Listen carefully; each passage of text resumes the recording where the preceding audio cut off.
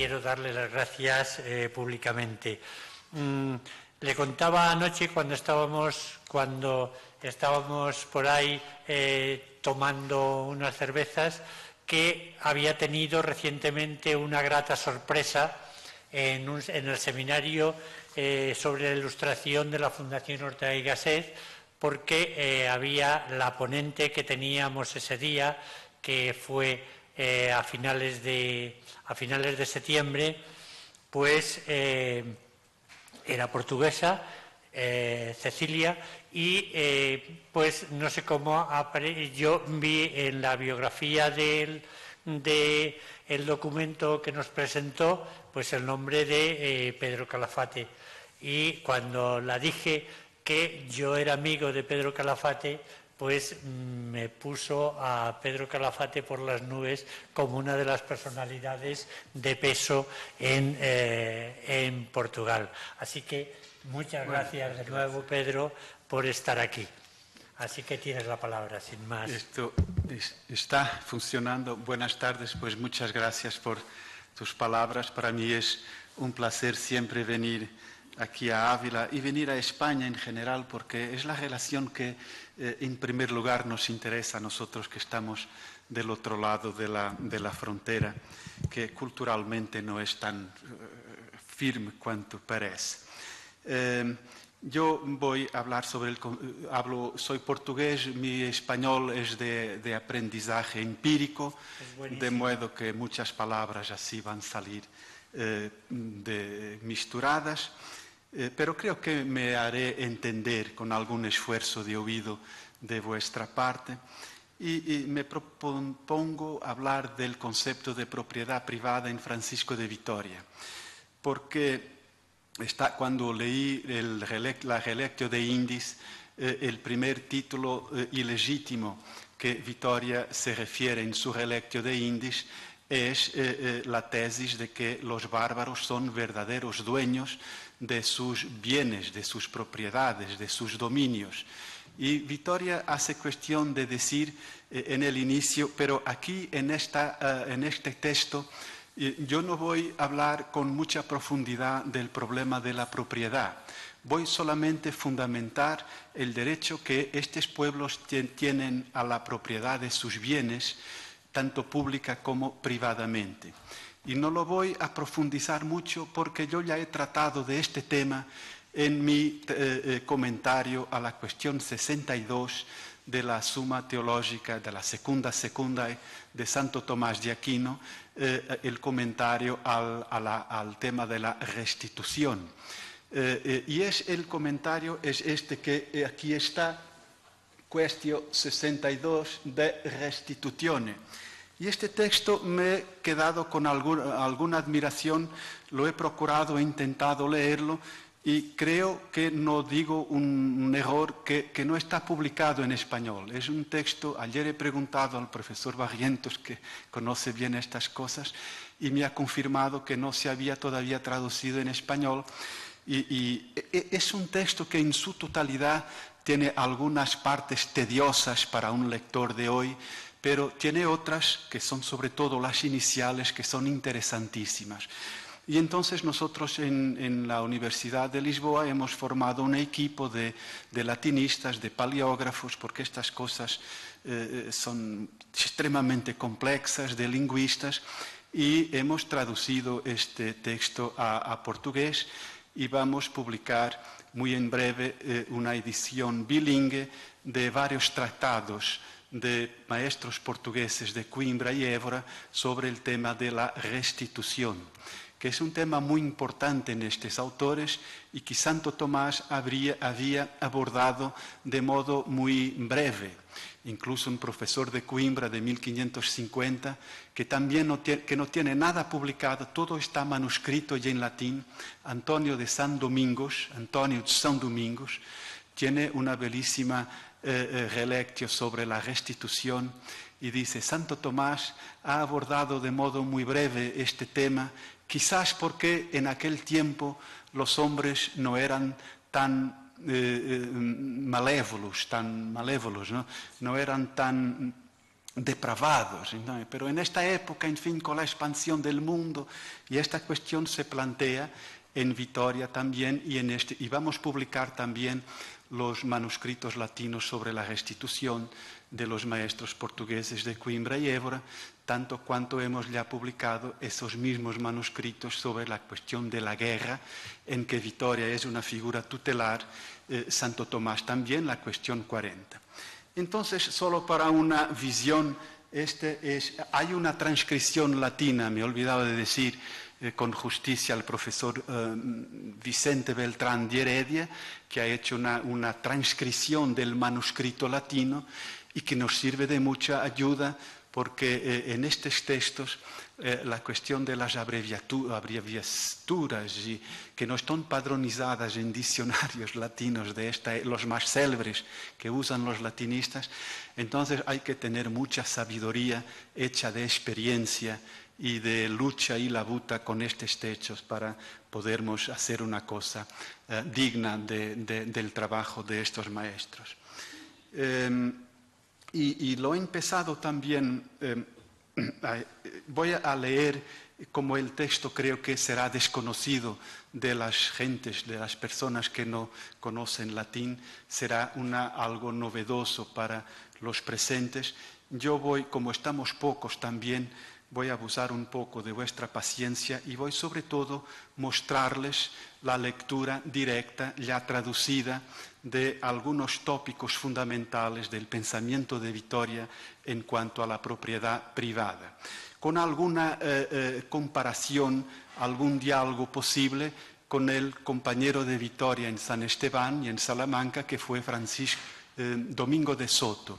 Soto, que escribió más o menos, este manuscrito de Vitoria es de 1535, en el mismo año Soto escribió también una relectio muy importante, relectio de dominio, sobre la cuestión del dominio. El dominio empieza por ser, en primer lugar, el dominio y el poder que el hombre tiene sobre sus actos, y por eso se funda en la libertad. El fundamento del dominio es la libertad.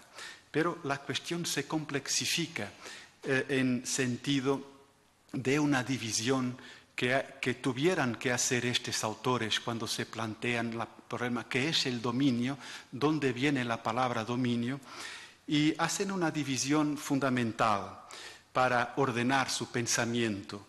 Dividen el dominio en dominium jurisdictionis vel auctoritates, que es el dominio que se confunde con la noción de poder civil, de poder jurisdiccional, de poder temporal, de poder político, y es una de las grandes aportaciones de la Escuela de Salamanca y de los autores que en Coimbra y Évora dialogaban. Luciano Pereña subraya que no había fronteras culturales entre nuestras universidades. Hay en Coimbra muchos manuscritos del Fundo de Salamanca, como habrá en Salamanca, dice él, bueno, estoy citando de Coimbra y también de Évora. Y la aportación, la idea de que el poder civil, el poder temporal es constitutivo de las comunidades humanas una vez constituidas, es natural, es íncito a las comunidades humanas, está en toda la comunidad, no en un hombre, no en una parte de la comunidad, y es una necesidad natural con origen divino, porque cuando me dice San Pablo en la epístola a los romanos, no hay poder que no venga de Dios, pero en términos inmediatos el poder que tiene el rey lo ha recibido, o un senado lo recibe de la comunidad. Un autor de Coimbra, que era natural del reino de Navarra, Martín de Aspilcueta, de que hablábamos también ayer en una relectio que hizo en Coimbra en 1548, dice: cuando un pueblo no tiene la luz de un emperador, él es para sí su propia luz. Cuando un pueblo no tiene guía o jefe, él es para sí su propio jefe o guía. Y podríamos nosotros, portugueses y españoles, depararnos con pueblos que parecen carecer totalmente del dominio de jurisdicción, pero en verdad no carecen totalmente, carecen solamente de su uso, de su aplicación, porque lo tienen in hábito. está, y por eso siempre cuando la comunidad transfiere el poder, lo puede avocar porque lo ha transferido in acto, pero lo ha conservado in hábito. Y de ahí el problema fundamental de nuestros autores cuanto al dominio de su jurisdicción del derecho de resistencia, tanto de un individuo como resistencia de las comunidades en el plan del derecho de las gentes. Pero no era sobre eso que yo quería hablar aquí, quería hablar de otra especie de dominio dentro del género común, que es el dominium proprietatis, el problema de la propiedad privada. Es sobre esta última acepción de dominio que me voy a abordar, subrayando las reflexiones de estos maestros, sobre todo Francisco de Vitoria. Vitoria aborda y trata esta cuestión precisamente en este manuscrito que aquí tenéis expuesto, y lo considera como una parte, como un acto de justicia. Es el primer punto. Sí, el dominio es un acto de justicia. Hace parte de la justicia conmutativa. Dice, como la justicia es la virtud que da a cada uno lo que le es debido, la restitución es una reparación o un regreso a la igualdad injustamente cambiada, alterada, cambiada. En este contexto, mi texto está en portugués, ¿no? En este contexto, la restitución es un deber de quien ilegítimamente se ha apoderado de lo que no le era debido, y es también un derecho de aquel que se ha visto privado de lo que le pertenecía. Por lo tanto, la cuestión de la propiedad se presenta como una condición previa a la cual se refiere Vitoria. Y ahora, si me permiten, voy a poner los textos del manuscrito que ya hemos traducido aquí a Ávila Textos. A ver, no se consigue leer, yo creo que puedo aumentar un poco, pero no sé dónde se aumenta esto. A ver, ¿cómo puedo aumentar? ¿Consiguen leer los textos? ¿Consiguen ver los textos ahí? Bueno, entonces, de aquel enmarañado de letras, en fin, del siglo XVI, latinas, pueden transformarse en este modelo de Word, ¿no? El español es el mío español porque lo hemos traducido en portugués, será un español muy, muy empírico. Y a ver, dice Vitoria, en este contexto, tratar de la materia de la restitución como acto de la justicia implica tratar primero de la materia del dominio, ya que éste justamente legitima o no la restitución, tanto que si alguien ocupa una cosa, si esa cosa no posee señor, no está obligado a restituir. Y por eso tenemos que decir algo sobre el dominio antes de llegar a la restitución. Me gustaría, entre tanto, subrayar que el relevantísimo papel que tiene esta cuestión, la restitución, que está anclada en un deber imperioso, un acto imperioso de justicia, que no se orienta solamente para la punición del que no cumple la ley, del reo, pero subraya sobre todo la reparación de las víctimas. El tema de la restitución tiene mucho que ver también en sus planteamientos futuros con la idea de la centralidad de las víctimas en la justicia. Yo voy aquí a introducir un acto de menor disciplina, porque estamos casi en familia. Bueno, y les traigo una interrupción.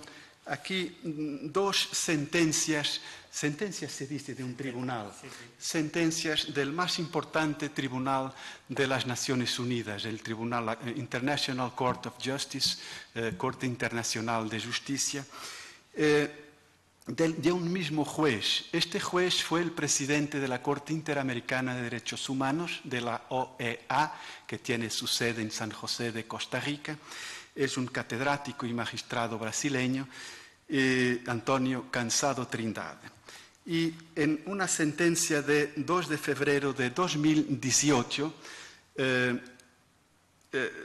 certain activities carried out by Nicaragua in the border area, o sea, un conflicto entre Nicaragua y Republic of Costa Rica, sobre el tema de la reparación, que es un sucedáneo de esta cuestión de la reparación, de la restitución, de la compensación de las víctimas.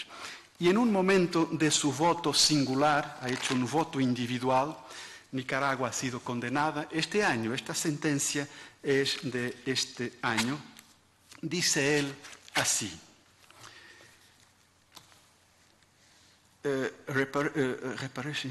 La reparación está en inglés en el pensamiento de los padres fundadores of the Law of Nations, their perennial legacy.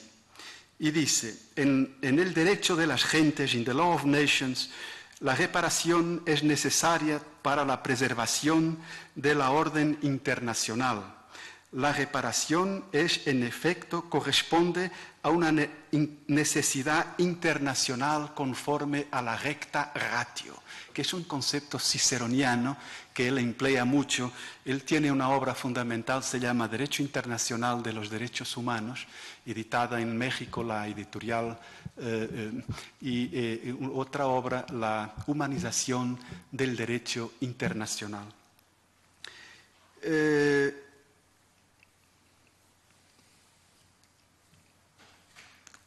Llamo la atención que la idea de reparación ya fue puesta en evidencia por los padres fundadores del derecho de las gentes, notadamente the Insights of Francisco de Vitoria. Más recientemente, en mi opinión separada sobre otro conflicto, he ya subrayado la importancia de los autores del siglo XVI, sobre todo Francisco de Vitoria, cuando aborda la cuestión de la restitutio, el deber, the duty of restitutio, in conformity with the recta ratio. Más abajo dije el juez. A lo largo del siglo XVI, otros autores pioneros, originales, han estudiado esta cuestión. Por ejemplo, Fernando Pérez, que era un autor natural de Córdoba y fue vicerrector de la Universidad de Évora, que tiene un manuscrito, lo estamos traduciendo también, de 500 páginas sobre la cuestión de la restitución. Fernando Pérez, y para terminar, still in the 16th century, la restitución was abordada por Juan de la Peña, de Velo contra Insolanos, and also in Antonio de San Domingos, de Restituzione, manuscrito de la Universidad de Coimbra, 1500, y sigue por ahí citando otros autores después, en fin. Esto para mostrar que la importancia que da este autor, aparte, este autor pertenece a una minoría de jueces, minoría de juristas, es un jus naturalista.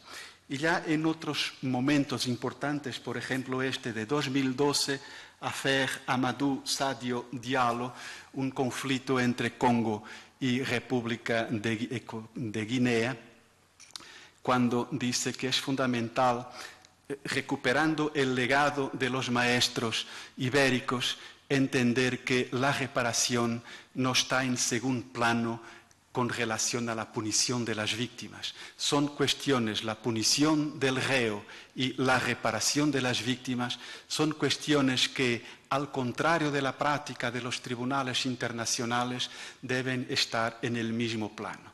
Y él siempre recupera la importancia que estos autores daban a este concepto y la trae para las Cortes, tanto en la Corte Interamericana, lo ha subrayado mucho, en la resolución de problemas, sobre todo de los guaraníes en Paraguay, como ahora también en la Corte de Haya de las Naciones Unidas, siempre va poniendo de relieve esta tradición ibérica.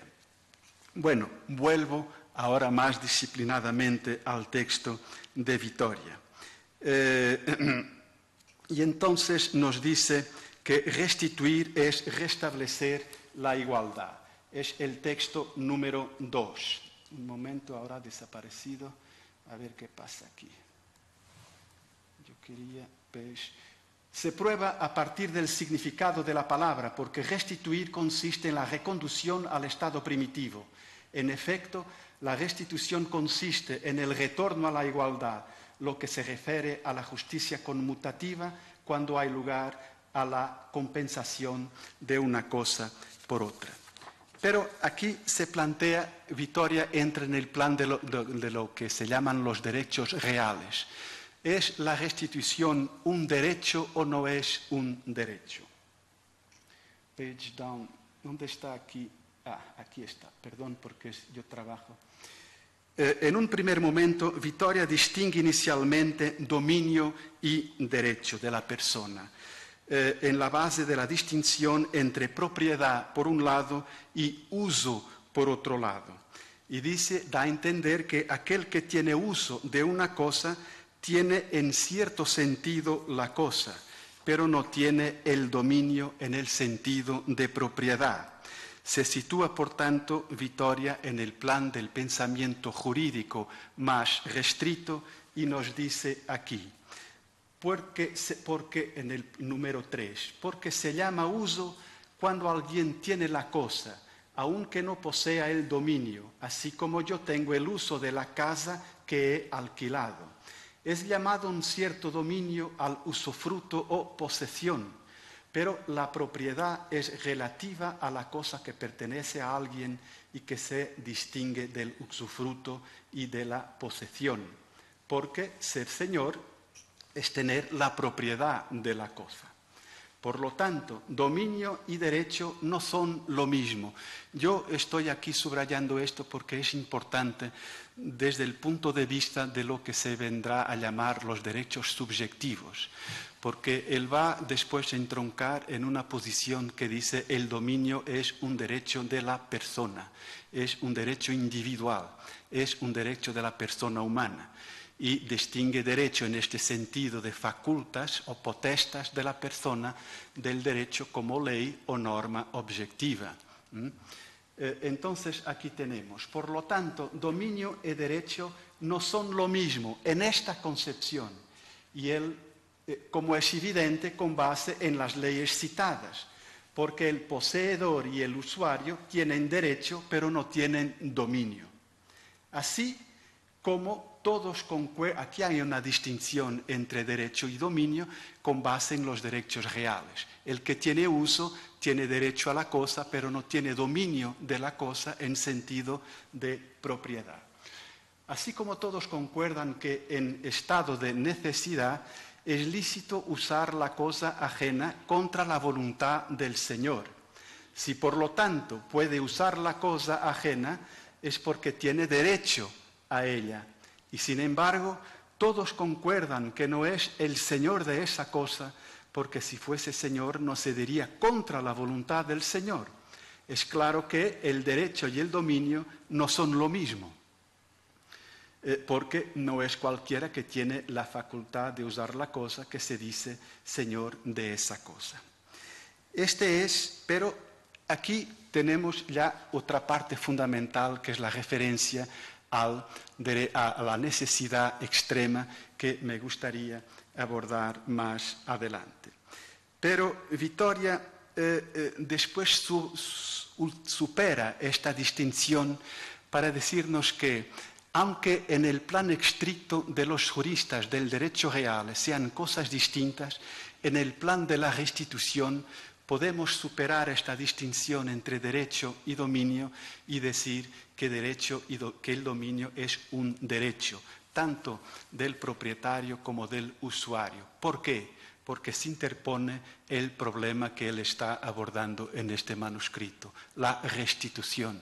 Porque incluso el que solo tiene derecho de uso o que es solo usufructario, tiene derecho a la restitución de lo que fue indebidamente privado. Y por tanto, dice Vittoria, en el texto cuarto, el dominio será una cierta facultad de usar una cosa de acuerdo con los derechos, El dominio es la facultad de usar la cosa según los derechos o las leyes racionalmente establecidas. Y de este modo, si definimos así, en sentido lato, derecho y dominio son lo mismo. Idem erit ius et dominum. Por tanto, son conclusiones distintas en cada uno de los textos. Hacía poco hablábamos de las lecturas apresadas que se hacen de los textos de estos autores. Encontramos una citación de Vittoria que dice que dominio no es derecho, pero más adelante encontramos una citación de Vittoria que dice que dominio es derecho. Y por eso es siempre importante leer los textos todos hasta el final para no nos confundirnos.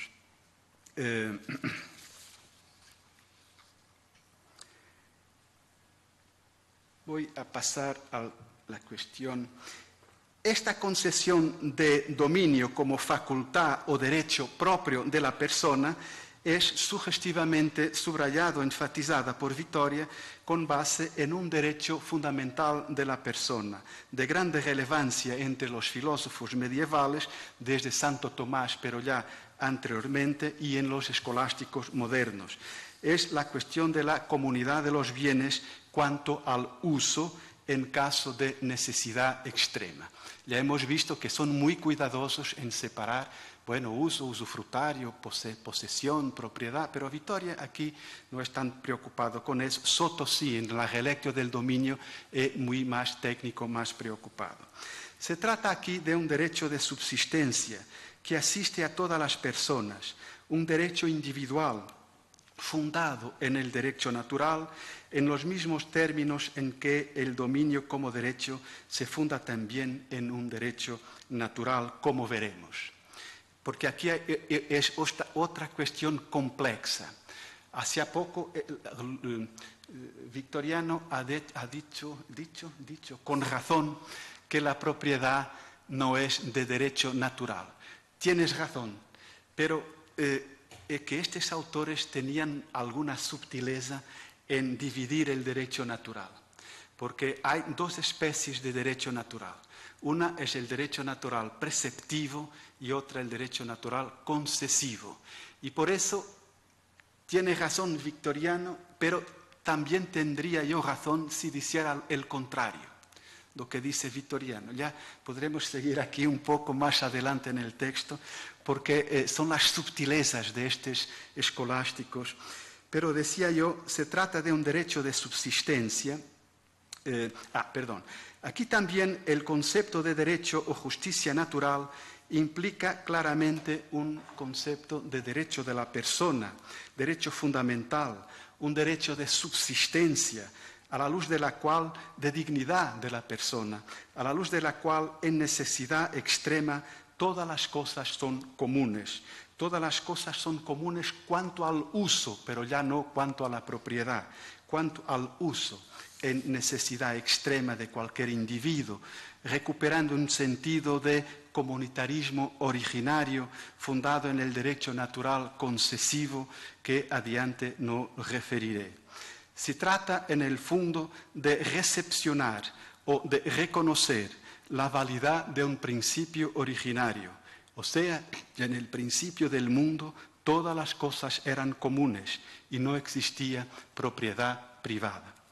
En este caso de necesidad extrema, teniendo en vista la preservación de la vida, la dignidad de la subsistencia, el dominio a que el sujeto de necesidad extrema tiene derecho es considerado transitorio. La persona tiene derecho a dominio transitorio de aquello que necesita para subsistir, tomándolo de lo ajeno, del que no es suyo, mismo contra la voluntad de su propietario o de su usufructario, y no queda obligado a la restitución. Es un derecho sobre la cosa que deriva y se enraiza en nuestra cualidad de seres humanos. En necesidad extrema, lo repito, todas las cosas son comunes, como lo eran anteriormente a la subdivisión, sin embargo, ahora de modo transitorio, y en la condición de que lo que yo voy a usar para mi subsistencia no ponga el otro por su vez, en condición en la que yo estaba, de necesidad extrema, porque ahí teníamos un conflicto insoluble. Y el texto de Vittoria es muy interesante, el texto número 8.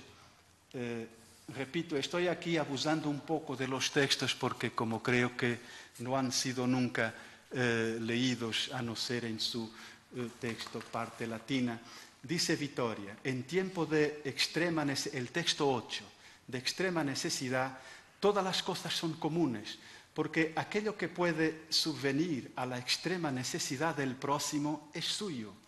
Ciertamente, si esta ciudad se estuviese muriendo de hambre y yo supiera que hay un avaro que tiene muchos ducados, podría lícitamente, si no se siguiera escándalo, robárselos para atender a tan extrema necesidad, porque ese dinero es de los pobres.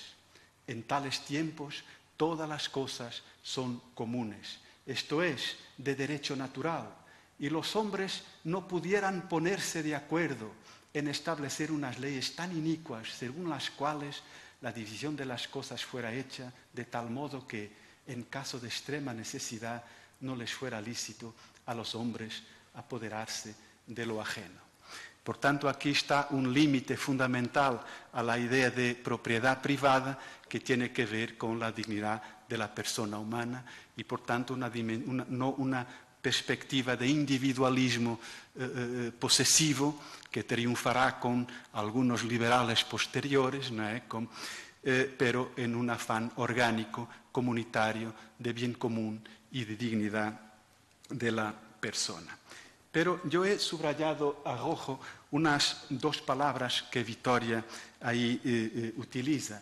Los hombres no pudieran ponerse de acuerdo en establecer unas leyes inicuas sobre las cuales se hizo la división. En este planteamiento, Vittoria nos aborda el problema fundamental del origen de la propiedad privada, el origen del dominio de propiedad, el acuerdo entre los hombres. Él habla aquí de un acuerdo. Da a entender que la propiedad nace partiendo de un acuerdo inicial y originario entre los hombres, afirmando antes que Dios es el que tiene el dominio desde la creación, el dominio de todas las cosas, que fue dado a los hombres en virtud de su liberalidad. Es aquí el texto 9. Y aquí la cuarta proposición, es el tema del dominio natural de los hombres. Inicialmente los hombres tuvieran un dominio natural que les fue dado por Dios. En estos términos, en el estado de naturaleza antes del pecado, antes de la caída, tanto la comunidad humana como el género humano tenían dominio natural sobre las cosas. Tanto el género humano y la comunidad humana tenían dominio natural sobre las cosas cuanto el individuo. Aquí creo que es interesante, sería un tópico para profundizar esta igualdad de plano en que Vittoria habla de una igualdad tanto del dominio del individuo como de la comunidad o del género humano. Hay una propiedad que tiene el género humano y una propiedad que tiene el individuo. ¿Cómo se relacionan estas dos formas de dominio? En este manuscrito no he encontrado una abordaje pormenorizada de la cuestión. En fin, por eso paso adelante para no decir cosas en el aire.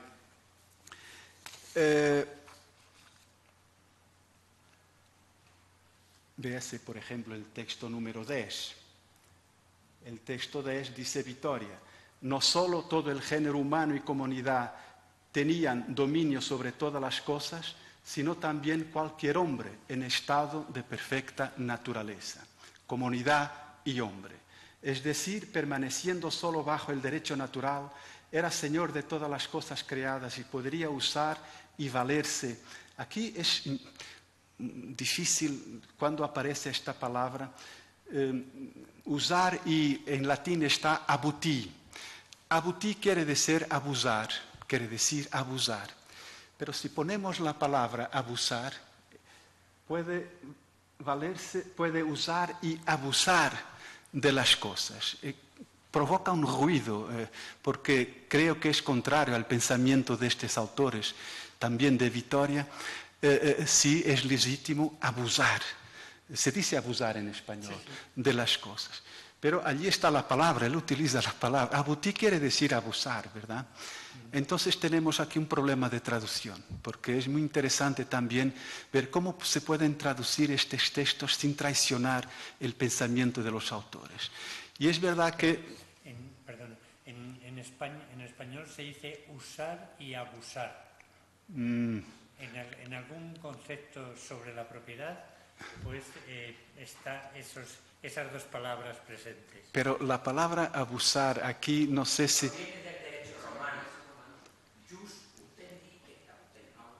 Abutendi. O sea, el derecho de uso y de abuso. Pero lo que pasa es que, leyendo a Cícero, Cícero utiliza esta palabra en el sentido de valerse de o servirse de. En el contexto del pensamiento de Cícero se utiliza, por eso esto no está todavía publicado, tenemos que discutir qué palabra se podrá poner aquí sin superar o traicionar aquí el pensamiento de Vitoria. Estamos aquí, bueno, pues en sesión de trabajo y les agradezco mucho todas las aportaciones que puedan traernos. Ya que la comunidad puede tener algunas cosas en común de las cuales ella misma es señora. Y no esto o aquel, tal como los monasterios tienen mucha cosa en común de que nadie es señor. También cualquier hombre era señor de todas las cosas según la ley natural, porque cualquier uno podría usar y valerse. Bueno, tengo aquí, veremos, de cualquier cosa según su voluntad, siempre y cuando no se perjudique ni a sí ni a los demás hombres. Y después, esta es la situación inicial. ¿Cómo se da y por qué se da la división de los dominios? Es la cuestión del pecado, que está claramente ahí, no voy ahora a leer los textos todos, es la cuestión del pecado. Después del pecado, los hombres, la virtud de la temperanza, los hombres no han podido continuar a vivir en comunidad de bienes porque la conflictualidad, la ambición, la soberbia, en fin, todo lo que quieran, eran contrarias al fin de la sociedad humana, que es la paz y el bien común, ¿no? La felicidad y la primera condición de la felicidad, que es una paz que está firmada en la justicia. Donde dice Vitoria que en este texto que los hombres tenían, como eran señores naturales de las cosas, tenían una autoridad natural para decidir lo que quisieran hacer con ellas, según el criterio de la razón. Y aquí es que introducen esa distinción muy interesante. Hace poco en la cuestión de la esclavitud, por ejemplo, que hablaba el colega Perdices, que ha hablado... cuando una de las cuestiones que se planteaba es si los hombres son libres por naturaleza, cómo se puede admitir libres e iguales por la naturaleza, cómo se puede admitir la pérdida de esa libertad natural por los hombres. Pues se dice los hombres son libres por derecho natural concesivo, por derecho natural negativo, no son libres por derecho natural preceptivo. El derecho natural no preceptúa, no obliga que el hombre permanezca siempre con esa libertad. Lo mismo pasa con la propiedad. Los hombres tienen el dominio natural de las cosas por derecho natural concesivo o negativo y no preceptivo, que no preceptúa o positivo. Y entonces pudieran cambiar esa situación de acuerdo con la exigencia de la razón. Vemos aquí, y mismo después del pecado, han conservado ese poder natural. El pecado es la causa que inicia la necesidad de la separación de los dominios, la separación de las cosas. Pero aquí es fundamental que Vittoria en este manuscrito dice: pero mismo después del pecado, los hombres han conservado el dominio de las cosas. Y aquí tenía en vista las célebres polémicas en que estos autores, me va controlando el tiempo, que estos autores se veían con Wycliffe y Armacano, algunos teóricos que consideraban que el pecado es incompatible con el dominio de las cosas, que el dominio depende del estadio de gracia. Y si íbamos a admitir una concepción como esta, todos los paganos, todos los gentiles, todos los pecadores no tendrían derecho al dominio. Y también al dominio de jurisdicción, porque era otra cuestión que Suárez, por ejemplo, Francisco Suárez subrayaba mucho esto. No es admisible decirse que por el pecado el rey o el papa pierdan su dominio legítimo, porque si no sería ingobernable el mundo en cualquier dimensión en que el problema del dominio se plantearía. O sea, la idea... A fin de no alargarnos demasiado, a ver si pudieras terminar en 5 minutos. 5 minutos, muy bien. Y entonces, después, manteniendo los hombres, todos los hombres, el dominio natural sobre las cosas, la propiedad es dividida por acuerdo entre los hombres. O sea, el derecho natural, dice Vittoria, ha dictado la división de las cosas, dada la situación en que los hombres se encuentran después del pecado. Pero las cosas fueron divididas por derecho humano positivo, y no por derecho natural. Entonces confluye la legitimidad de la propiedad con el derecho natural concesivo y también la legitimidad de la propiedad con el derecho humano, que fue. ¿Y cómo se hizo esa división? Vittoria da 3 posibilidades, sea por la autoridad de Adán, del pater familias, que por autoridad que tenía o por acuerdo de sus hijos han consentido los hombres que él les dividiera las cosas. Sea por autoridad de un príncipe, los hombres eligieran un príncipe, por ejemplo Nenrod, como se dice en la Biblia, y el príncipe ha con su autoridad dividido las cosas. Sea por un tercer modo, un acuerdo entre los hombres. Pero ¿cómo se pusieran los hombres de acuerdo? No podían reunirse, en fin, los hombres del mundo en un acuerdo alrededor de una mesa. Entonces Vittoria nos dice, es un acuerdo virtual. Como hay también un acuerdo en el derecho de las gentes, que los embajadores son inviolables. Y los hombres no han escrito en un acuerdo formal que los embajadores son inviolables. Se han puesto de acuerdo por actos y no por palabras en cuanto a este principio de la inviolabilidad de embajadores. Y también así se han puesto de acuerdo, como han visto que uno va para aquí y otro va para allá, han respetado esa división.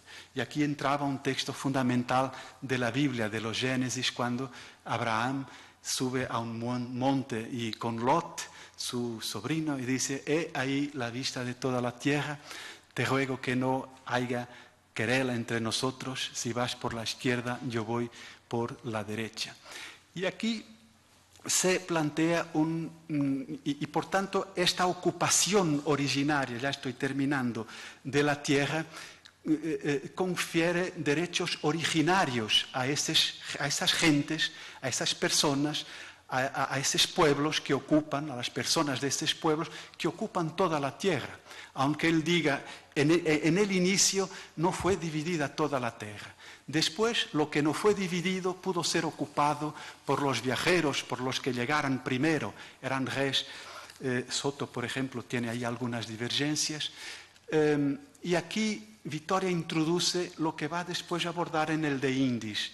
Es que una vez dividida la propiedad de este modo, ya no puede, es una propiedad legítima y solo puede ser transferida de 2 o 3 modos: por la voluntad del dueño, o por la guerra justa, o por la autoridad del príncipe. Si no, no.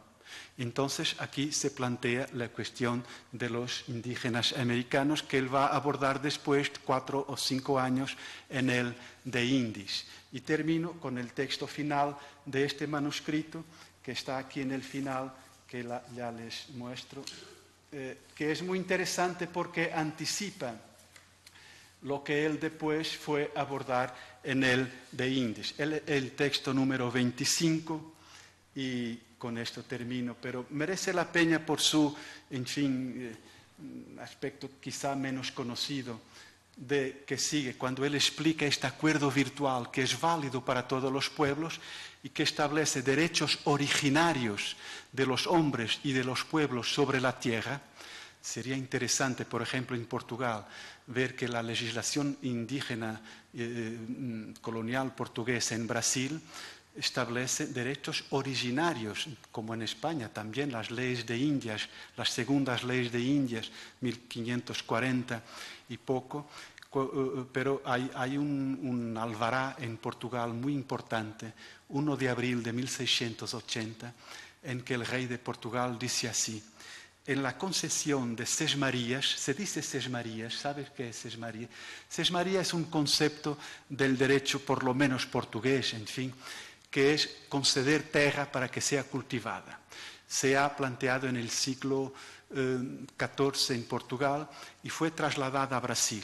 Los colonos portugueses recibían la tierra en sesmaría para que la cultivasen.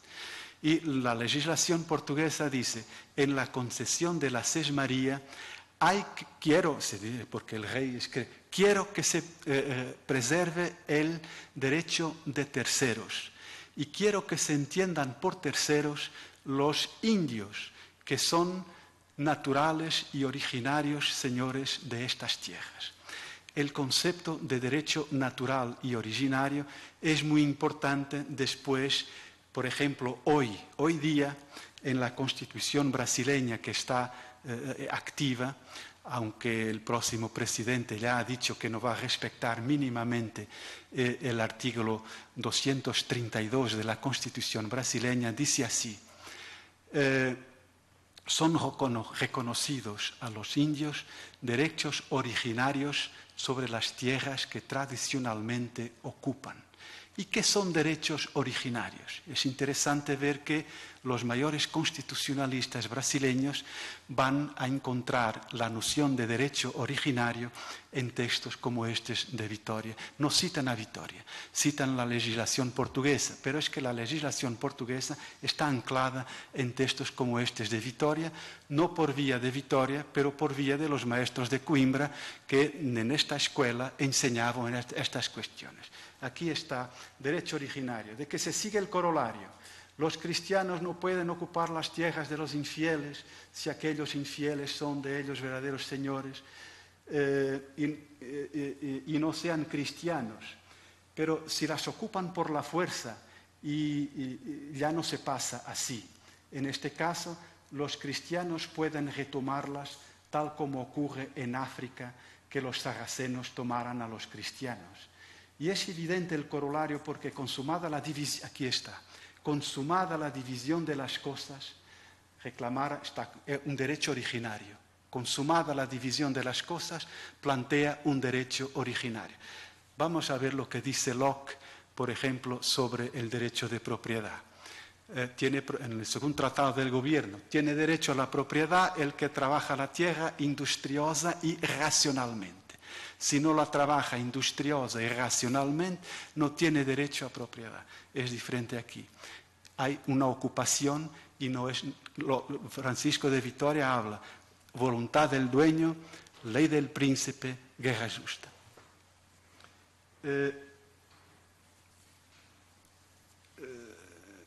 Perdón, es evidente el corolario porque consumada la división de las cosas reclamaran aquellas tierras a los infieles. Pero ellos no nos las quieren dar ni ninguno de sus príncipes.